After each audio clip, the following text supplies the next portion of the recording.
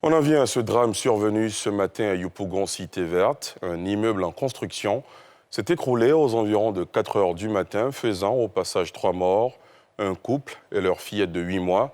Les murs de l'immeuble effondré étaient adjacents à la cave où dormaient paisiblement les victimes au moment du drame. Le récit de Nadia Edja et Mathurin Badé. C'est un spectacle tragique qui est offert aux habitants de Yopougon, cité verte. À leur réveil ce matin, 3 personnes, un couple et leur fillette, tuées dans leur sommeil suite à l'effondrement d'un immeuble R+3 en construction.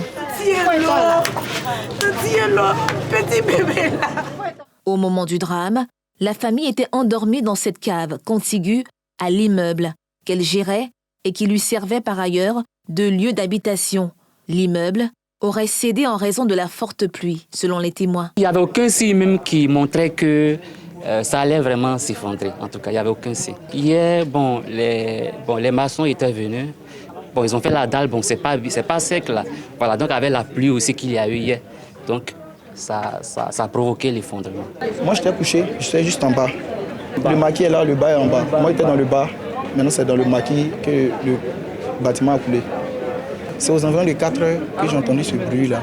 Je suis sorti et constaté que l'immeuble était déjà éboulé dans le maquis. Donc jusqu'à ce que les riverains vont venir, ils sont venus, ils ont tapé la porte, je suis sorti, appelé les secours, jusqu'à ce que les pompiers n'arrivent. C'est impuissant qu'ils assistent à l'opération de recherche des sapeurs-pompiers déployés sur le site depuis 5 heures ce matin. Ils ont pu extirper des décombres, les corps sans vie. Nous avons constaté que c'était un immeuble en construction qui s'était effondré sur lui-même. Mais les charges ont fait que les murs adjacents, c'est-à-dire des bâtiments contigus de part et d'autre, ont subi le poids de la charge. Et c'est ainsi que dans le bâtiment qui était du côté, on va dire gauche, lorsqu'on se met en face, qui est un maquis, le gérant et sa famille qui étaient à l'intérieur étaient coincés sous les décombres. On a pu découvrir une personne qui dormait au fond dans le maquis, qu'on a mis en sécurité, une jeune dame, mais les 3 victimes qui avaient été signalées par la population à notre arrivée, selon les informations, on a fini par les retrouver, mais malheureusement, elles sont décédées. Chez les voisins, c'est un sentiment de colère face à cette mort brutale.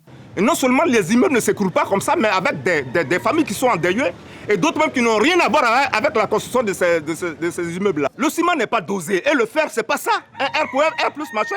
Mais regarde, lui, il aurait des chaussées, hein. Il n'est même pas concerné, voilà, il meurt avec toute sa famille. De par la faute d'un inconscient. Mais diantre. On veut faire un R plus 3, plus 4, plus 5 et on ne prend pas les fers à béton appropriés, mon petit. C'est pas normal. Les enquêtes devraient pouvoir situer les responsabilités. En attendant, il est recommandé de se tenir à distance du site sinistré jusqu'à enlèvement total des débris. Les effondrements d'immeubles en construction sont des phénomènes récurrents. On se souvient encore de ceux survenus à Abata au cours de ces derniers mois.